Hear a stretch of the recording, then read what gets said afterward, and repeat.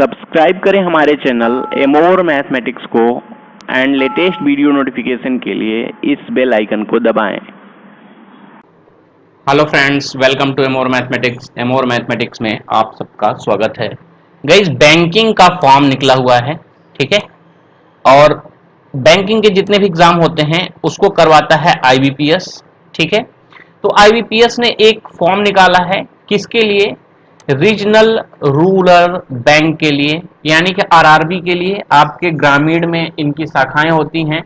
और इसमें जो फॉर्म निकला हुआ है वो ऑफिसर के लिए 3 है, स्केल 1, स्केल 2, स्केल 3। और ऑफिस असिस्टेंट यानी क्लरिकल का मल्टीपर्पज 1 है, ठीक है। तो ये आपका स्टेट वाइज फॉर्म है। तो बाकी चीजें जो हैं वो हम देख लेते हैं आगे, इसमें क्या क्या चीजें हैं, कौन कौन लोग एलिजिबल हैं। इस वीडियो को आप लोग अंत तक देखना, क्योंकि इसमें आपको बहुत ही इंपॉर्टेंट चीजें इस भर्ती के बारे में पता चलेंगी, ठीक है। आगे बढ़ते हैं और क्या क्या है इसमें वो देख लेते हैं।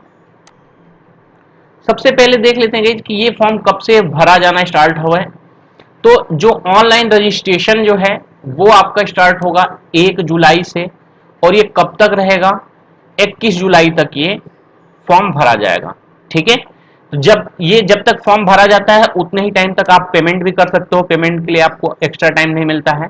देखो, प्री एग्जाम ट्रेनिंग होता है एससी एसटी के लिए, तो उसका लेटर जारी होगा। प्री एग्जाम ट्रेनिंग आपको दिया जाएगा 24 अगस्त से 29 अगस्त के बीच।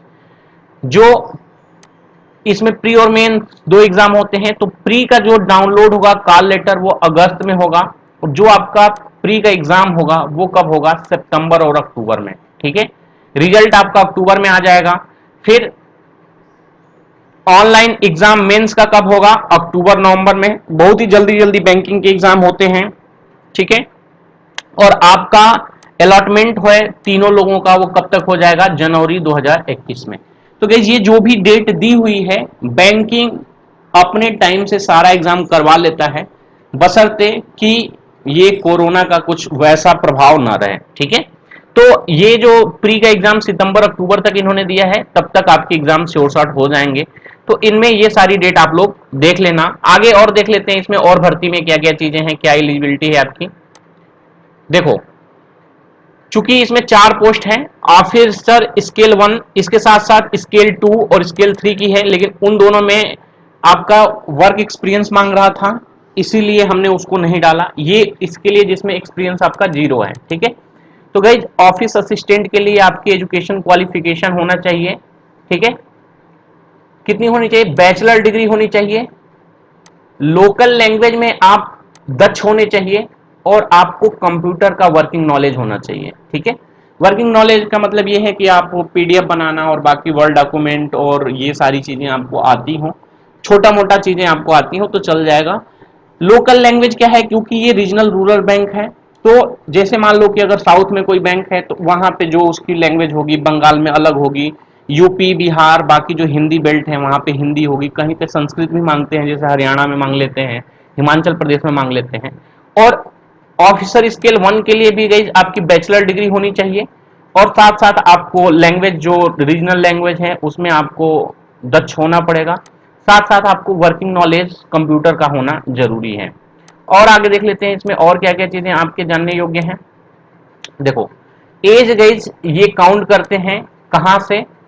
1 तारीख 1 जुलाई को आपकी एज, जिस दिन ये फॉर्म भरते हैं उस दिन आपकी एज होनी चाहिए। देखो, इन दोनों के बारे में तो हम नहीं बोल रहे हैं, क्योंकि ये ऑलरेडी एक्सपीरियंस वाले हैं, तो इनकी 40 और 32 ईयर है।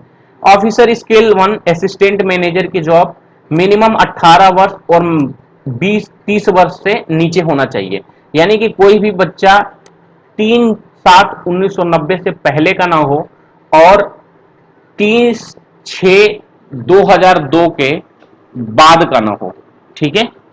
30/6/2002 के बाद का ना हो और इसके पहले का ना हो। और ऑफिस असिस्टेंट के लिए ये एज 18 से 28 साल है, यानी कि इसमें 2/7/1992 से पहले का बच्चा ना हो और 1/7/2002 के बाद का कोई भी बच्चा ना हो, ठीक है। साथ साथ गई आपके एससी एसटी के लिए 5 साल का एज में छूट मिली है, ओबीसी के लिए 3 साल के लिए है, ठीक है। The maximum age limit it is applicable to general category candidate and EWS category candidate only, for other category the following relaxation will be apply. EWS में एज रिलैक्सेशन नहीं है, ठीक है, तो एक नया कैटेगरी जुड़ी है।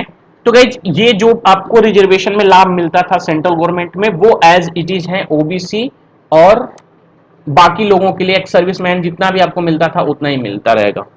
कितना है गाइस, ये देख लेते हैं। पेमेंट कितना है गाइस, 175 रुपए आपका SC ST और जो आपके डिसेबल लोग होते हैं, पर्सन विथ डिसेबल, तो ब्लाइंड और बाकी बहुत सारे इनके कैटेगरी हैं, उनके लिए है 175 रुपए। बाकी अदर आल के लिए यानी कि ओबीसी, जनरल और ईडब्ल्यूएस प्लस गर्ल्स, बाकी सबके लिए 850 रुपए है। ऑफिस असिस्टेंट में भी सेम फीस है, ठीक है। तो गाइज आपकी ये फीस हो गई। आगे देख लेते हैं, देखो और क्या क्या चीजें हैं।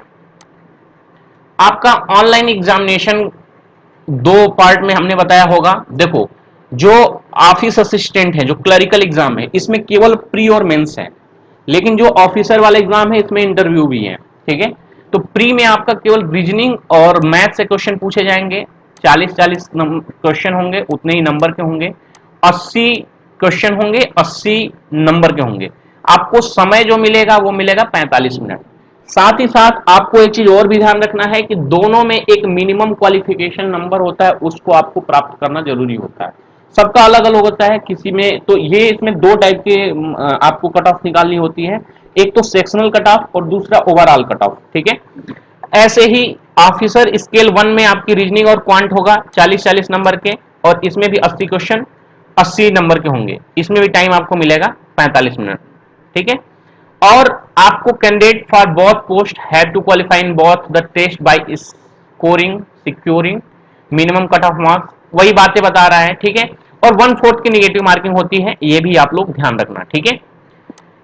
आगे देख लेते हैं गाइस, ये तो प्री का है। ऑब्जेक्टिव होगा पेपर, ये चीजें आपकी मोस्ट इंपोर्टेंट थी कि जो पेपर जो होगा वो क्या होगा, ऑब्जेक्टिव होगा। और देख लेते हैं मेंस होगा, जो मेंस दोनों में होगा। जो क्लर्क है उसका मेंस के आधार पर ही आपका जॉब मिल जाएगी, आपको इंटरव्यू से नहीं गुजरना है। पहले इसमें भी इंटरव्यू होता था। मेंस में रीजनिंग होगा, कंप्यूटर होगा, जनरल अवेयरनेस होगा और ये गणित होगा, ठीक है। तो ये चार जो स्टार हैं ये आपके कंपलसरी सब्जेक्ट हैं, 40-40-40 और 40, ठीक है। ये कितने हो गए, 160। और इसका जो है रीजनिंग जो 40 क्वेश्चन होगा लेकिन 50 मार्क्स का होगा। ऐसे ही मैथ 40 क्वेश्चन होगा लेकिन 50 मार्क्स का होगा। कंप्यूटर में 40 क्वेश्चन होंगे लेकिन 20 मार्क्स के होंगे। और जनरल अवेयरनेस में 40 क्वेश्चन 40 मार्क्स के होंगे। और एक चीज इसमें आपको अच्छी है कि आप लैंग्वेज चूज कर सकते हैं, या तो आप इंग्लिश लैंग्वेज में पेपर दे सकते हैं या तो हिंदी में। तो अगर आप हिंदी चूज करोगे तो हिंदी आपके 40 क्वेश्चन पूछे जाएगी 40 नंबर के। अगर आप इंग्लिश चूज करोगे कोई एक, तो इस तरीके से 1 2 3 4 और इन दोनों में से कोई एक 5, और सभी के 40 क्वेश्चन तो 40-40 होंगे। नंबर रीजनिंग और मैथ में 50 हो जाएंगे, बाकी कंप्यूटर में 20 हो जाएगा, और जनरल अवेयरनेस और हिंदी का जो भी आप चूज करोगे वो सेम रहेगा। सेम प्रोसीजर यहाँ भी है कि 200 क्वेश्चन 200 नंबर, ये सेम है, और टाइम भी सेम है। डिफिकल्टी लेवल में थोड़ा सा अंतर आएगा, ऑफिस और क्लरिकल में दोनों के पेपर में डिफिकल्टी लेवल में अंतर आएगा, ठीक है। अब आगे बढ़ लेते हैं गाइस, एक नया रिजर्वेशन आप में जुड़ा हुआ है, इकोनॉमिकल वीकर सेक्शन। इसके बारे में कुछ चीजें हैं जो आप स्टूडेंट से काफी गलतियां हो रही हैं, जिसके बारे में आपको बताना है। पहले क्या होता था कि जब फॉर्म भरा जाता था, जनरली जो भी रिजर्वेशन दिए गए हैं, चाहे SC ST OBC जितने भी दिए गए हैं, उसमें जब आप फॉर्म भरते हो तो उसमें कास्ट सर्टिफिकेट और बाकी चीजें आपसे मांगी जाती हैं, ठीक है। लेकिन इकोनॉमिकल वीकर सेक्शन वाले में केवल यस या नो भरवा के आपको छोड़ दिया जा रहा था, क्योंकि बहुत सारे लोगों के डॉक्यूमेंट नहीं बने थे। उस केस में क्या हुआ था, बहुत ऐसे लोगों ने यस फॉर्म में भर दिया है और उनका काफी एग्जामों में निकल भी रहा है। जैसे दरोगा भर्ती अभी बिहार में रिजल्ट आया, और भी काफी जगह से जो बच्चों के क्वेरी आ रहे थे कि सर अब हमारा क्या होगा। तो एक्चुअल में होता क्या है कि जैसे कि अगर मान लो कि जैसे कि जो बच्चे EWS के सर्टिफिकेट से, अभी उनको बिहार में तो ये भी नहीं पता है कि किस वाले उससे वो कट ऑफ से क्लियर है, जनरल वाले से कि EWS से। लेकिन आपने अगर EWS में यस भरा है और आप EWS के तहत क्वालिफाई किए हो प्री, तो जब आप डॉक्यूमेंट वेरिफिकेशन कराने जाओगे तो सब कुछ किए कराए पे आपका पानी फिर जाएगा, ठीक है। क्योंकि आपके पास सर्टिफिकेट नहीं होगा तो आपको वो जॉब नहीं मिलेगी। तो आपको करना क्या है, उससे बचने के लिए सबसे पहले तो आप लोग अपने घर पे या अपने स्तर से पता कर लेना कि आप लोग एलिजिबल हो कि नहीं। अगर एलिजिबल हो तो आपको केवल 1 वीक का टाइम लगेगा, आप अपना सर्टिफिकेट बनवा लेना। अगर आप एलिजिबल नहीं हो तो आप प्लीज यस मत करना। उसका रीजन है कि कट ऑफ में अगर आप आ भी जाते हो, आपके पास सर्टिफिकेट नहीं होगा और इसी कट ऑफ के अंतर्गत आप जॉब लेना चाहते हो, तो ये आपको कभी नहीं मिलेगी। फिर आपको हताशा होगी कि हमारा सब कुछ होते हुए भी नहीं हो पाया। तो इससे बेटर है गाइस कि अगर आप एलिजिबल हो तो अभी से बनवा लो, नहीं हो तो प्रीफर करना आप नो को। क्योंकि जो बच्चे ऑलरेडी जॉब मतलब निकाल चुके हैं, उनका प्री निकल गया, मेंस अभी देंगे, तो अब उनके साथ समस्या ये आ रही है कि उन्होंने पहले यस कर दिया था और अभी क्या है कि सबको पता नहीं होता है कि उनके पास कहाँ जमीनें हैं, क्या है। बहुत सारे लोगों को पता होता है, बहुत लोगों को नहीं पता है खेत कितना है, क्या है। तो आप लोग एक बार पता कर लेना, बन जाए तो बनवा लेना, नहीं बन पाए तो आप ये गलती मत करना, बाकी आपका जैसे बाद में जाके निकालना पड़े। चलो गाइस, इसमें हमने वो सारे पॉइंट कवर कर लिए। फिर भी अगर कुछ पॉइंट छूट गया होगा तो आप लोग इस वीडियो के नीचे कमेंट कर देना। इस वीडियो में इतना ही, सभी लोग इस फॉर्म को भर देना। और एक चीज और भी है गाइस, जो लोग भी चैनल पे नए हो चैनल को सब्सक्राइब कर लेना। टेलीग्राम चैनल है, उस पर आप लोग जुड़ जाओ। टेलीग्राम पे हमने इसकी पूरी पीडीएफ डाल दी है, आप लोग वहां से पूरा देख लेना पीडीएफ। उसमें बहुत सारे सिटी के नाम है, कहाँ पे आप एग्जाम होगा, बाकी चीजें।